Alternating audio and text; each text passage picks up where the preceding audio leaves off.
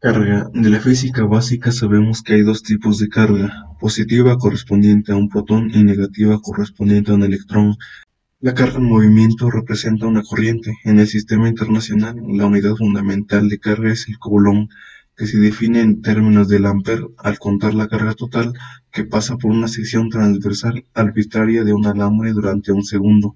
Un coulomb se mide cada segundo en un alambre que conduce una corriente de 1 ampere. La corriente presente en una trayectoria discreta como un alambre metálico tiene un valor numérico y una dirección asociada a ella. Es una medida de la velocidad a la cual la carga pasa por un punto de referencia determinado en una dirección especificada. La unidad de corriente es el ampere. El ampere es igual a un coulomb por segundo. Una corriente que es constante en el tiempo se denomina corriente directa o simplemente CD.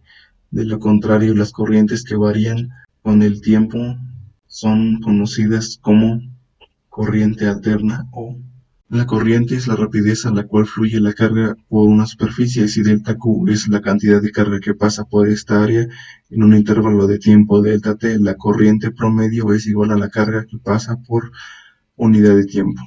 Si la rapidez a la cual fluye la carga varía en el tiempo, entonces la corriente varía en el tiempo y la corriente instantánea se define como el límite diferencial de la corriente promedio. Supongamos que una corriente CD se envía hacia la terminal A través del elemento general y sale de regreso por la terminal B. Consideremos también que empujar la carga a través del elemento requiere un gasto de energía. En este caso decimos que existe una tensión eléctrica o una diferencia de potencial entre las dos terminales o que hay tensión en los extremos del elemento. De tal modo, la tensión entre un par de terminales significa una medida de trabajo que se requiere para mover la carga a través del elemento. La unidad de tensión voltaje es el volt y un volt es lo mismo que un joule sobre coulomb. Por definición, se representará una diferencia de potencial de un volt entre dos puntos si se intercambia un joule de energía al mover un coulomb de carga entre los dos puntos. Será muy importante recordar que una diferencia de potencial o voltaje siempre se mide entre dos puntos en el sistema. Al cambiar cualquier punto puede cambiar la diferencia de potencial entre los dos puntos bajo análisis. En general, la diferencia de potencial entre dos puntos es determinada mediante V igual a W sobre Q, que se mide en volts. Para que la potencia, que es la tasa con que se efectúa un trabajo, produzca una conversión a energía de cualquier forma, debe ser utilizada durante un periodo determinado.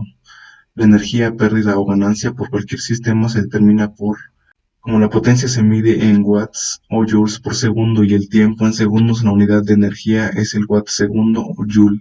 Sin embargo, el watt segundo es una unidad demasiado pequeña para la mayoría de los propósitos prácticos, por lo que el watt hora y el kilowatt fueron definidos como la potencia es una indicación de cuánto trabajo o conversión de energía en una forma a otra puede efectuarse en una cantidad específica de tiempo. Esto es una tasa de trabajo realizado. Como la energía convertida se mide en joules y el tiempo en segundos, la potencia se mide en joules sobre segundo. La unidad eléctrica de la medición para la potencia es el watt. En forma de ecuación, la potencia es determinada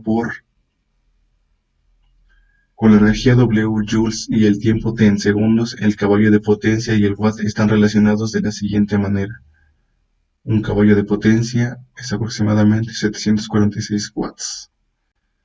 La potencia entregada o absorbida por un dispositivo eléctrico o sistema puede encontrarse en términos de la corriente y el voltaje, sustituyendo primero la ecuación W igual a carga por voltaje en la ecuación potencia es igual a watts sobre tiempo.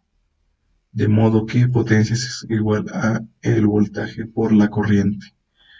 Por sustitución directa de la ley de Ohm, la ecuación para la potencia puede obtenerse en otras dos formas. Para elementos resistivos, toda la potencia entregada se disipa en forma de calor. La magnitud de la potencia entregada o absorbida por una batería es dada por donde E es el voltaje de las terminales de la batería e I es la corriente a través de la fuente. Algunas veces la potencia es dada y la corriente o el voltaje deben ser determinados por medio de operaciones algebraicas. Una ecuación para cada variable se obtiene como capacitancia. Considere dos conductores que tienen cargas de igual magnitud, pero de signo opuesto. La combinación de dos conductores se denomina capacitor. Los conductores se conocen como placas. Debido a la presencia de las cargas, existe una diferencia de potencial delta V entre los conductores. Puesto que la unidad de diferencia de potencial es el volt, una diferencia de potencial suele ser llamada voltaje. Se usará este término para describir la diferencia de potencial a través de un elemento de circuito o entre dos puntos en el espacio. La capacitancia de un capacitor es la razón entre la magnitud de la carga en cualquiera de los dos conductores y la magnitud de la diferencia de potencial entre ellos. En consecuencia, la capacitancia es una medida de la capacidad del capacitor para almacenar carga y energía potencial eléctrica. Suponga que se tiene un capacitor especificado en 4 picofaradios. Esta clasificación significa que el capacitor puede almacenar 4 coulombs de carga por cada volt de diferencia de potencial entre los dos conductores. Si una batería de 9 volts se conecta a través de este capacitor, uno de los conductores terminará con una carga neta de menos 36 picocoulombs y el otro finalizará con una carga neta de más 36 picocoulombs.